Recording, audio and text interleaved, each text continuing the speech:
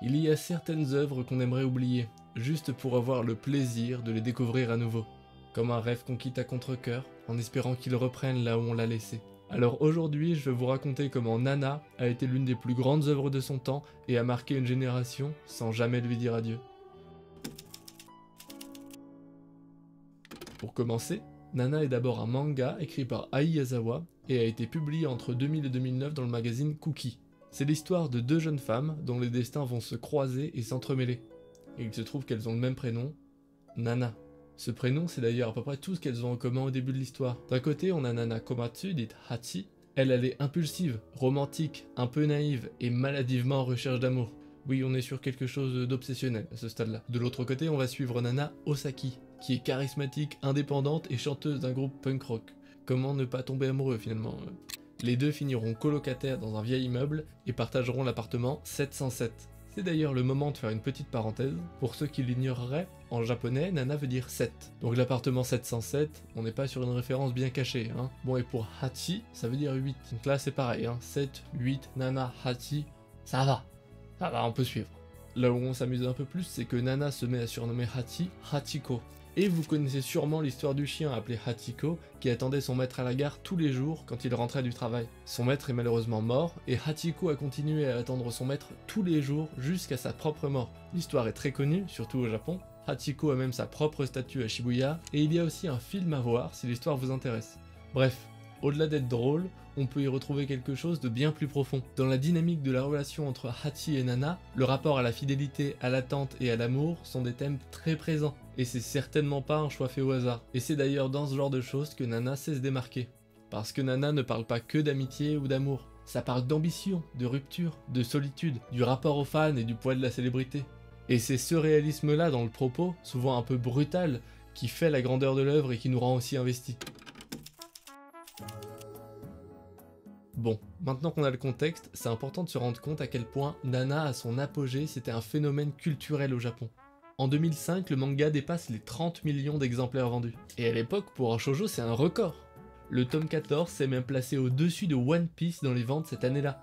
Et c'est vraiment pas un détail, d'autant plus dans un marché saturé et dominé par les shonen. Nana a prouvé qu'un manga centré sur les émotions, les relations et l'intimité pouvait écraser la concurrence. Et ça a ouvert beaucoup de portes et rebattu pas mal de cartes à l'époque. En 2006, pour continuer dans la foulée, l'adaptation en anime sort.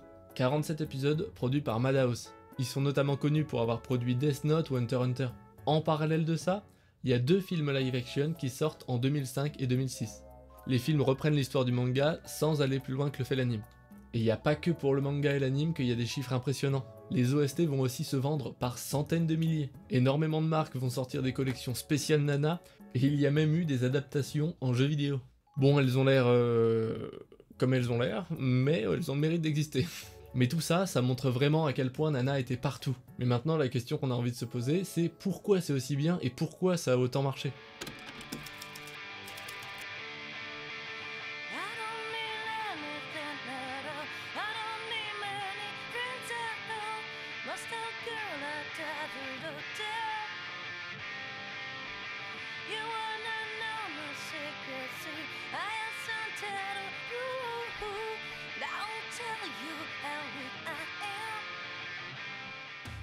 Dans Nana, la musique est centrale, donc ça me paraît être un des meilleurs premiers sujets à évoquer. Même si les OST concernent uniquement l'animé, elles font aujourd'hui intégralement partie de ce que représente Nana.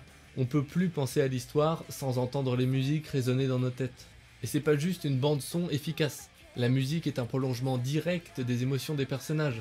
Les paroles, les mélodies, les ambiances, tout s'intègre parfaitement à l'histoire. C'est particulièrement important de noter qu'on est dans un projet musical à part entière, avec deux groupes fictifs, Blackstone et Trapnest, qui ont deux univers sonores très marqués, et une chanteuse réelle qui incarne la voix pour chacun des deux groupes. C'est Olivia Lovkin pour Leila et Anna Tsuchiya pour Nana. Et là aussi il faut qu'on s'arrête une seconde, parce que Anna Tsuchiya, c'est pas n'importe qui. Elle est mannequin, actrice et chanteuse, et elle a une personnalité punk jusqu'au bout des ongles. Elle a une voix un peu rauque, brute, blessée. C'est LA voix de Nana. Et pour Olivia aussi, le casting n'a pas été fait au hasard. Parce qu'en plus d'être japano-américaine comme Leila dans Nana, elle a cette voix douce et éthérée qui est parfaite pour incarner les failles de Leila. Le casting musical a vraiment été pensé pour que la musique porte le cœur de l'histoire. Quand Blackstone joue sur scène, on assiste à un vrai concert de rock. D'ailleurs, aujourd'hui encore, ces chansons vivent indépendamment de l'anime, et beaucoup de fans, dont moi, les écoutent régulièrement. Elles sont devenues une manière d'habiter l'univers de Nana, même sans lire ou revoir quoi que ce soit. Autre sujet primordial dans Nana, la mode. Ai Yazawa n'a jamais caché son amour pour la mode. Elle a étudié au Osaka Mode Gakuen, qui est une école de stylisme prestigieuse. Avant Nana, elle a publié Paradise Kiss, un manga centré justement sur l'univers de la haute couture. Le magazine dans lequel Paradise Kiss a été publié est d'ailleurs un magazine de mode, pas un magazine de publication de manga. Et ça montre vraiment que Yazawa sait de quoi elle parle. Et dans Nana, bien que la mode ne soit pas au centre de l'intrigue, chaque tenue est réfléchie. Le style de Nana rappelle clairement le punk britannique, avec le cuir, les chaînes, le tartan, les bottes.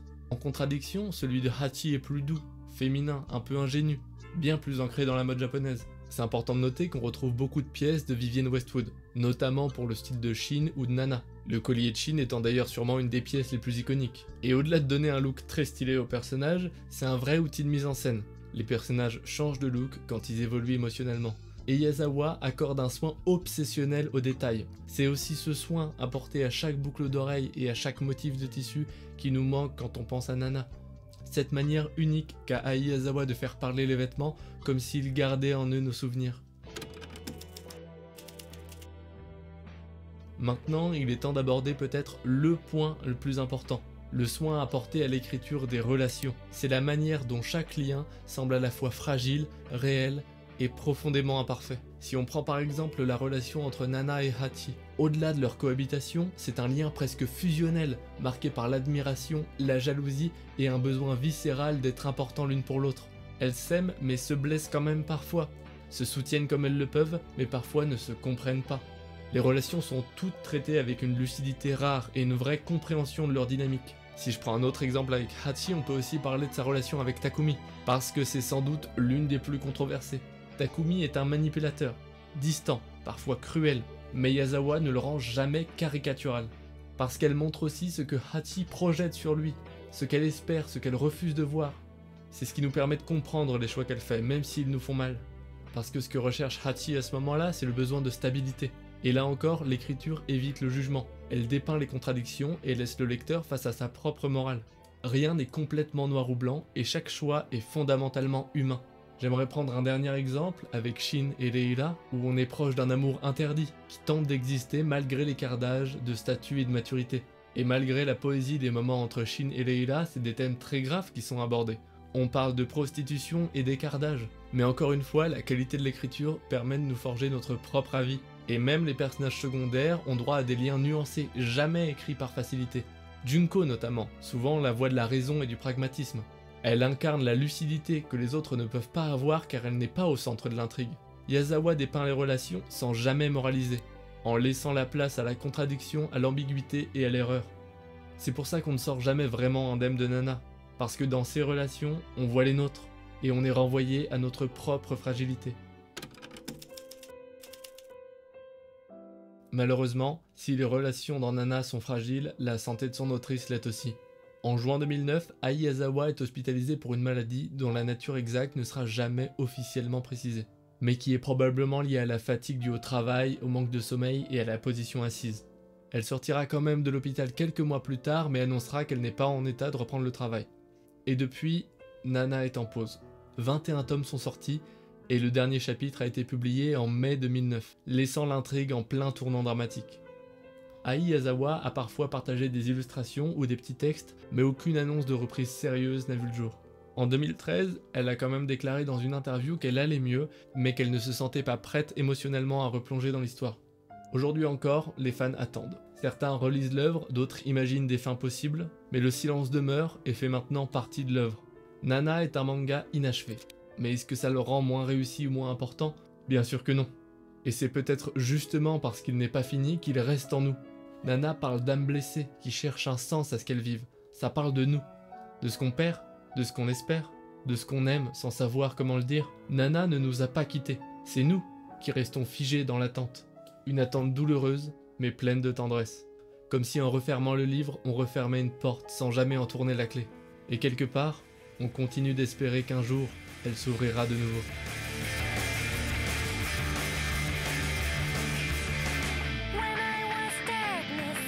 Merci d'avoir regardé cette vidéo, n'hésitez pas à la partager autour de vous, à vous abonner, à liker et à commenter. Et on se retrouve dans pas longtemps pour une nouvelle analyse.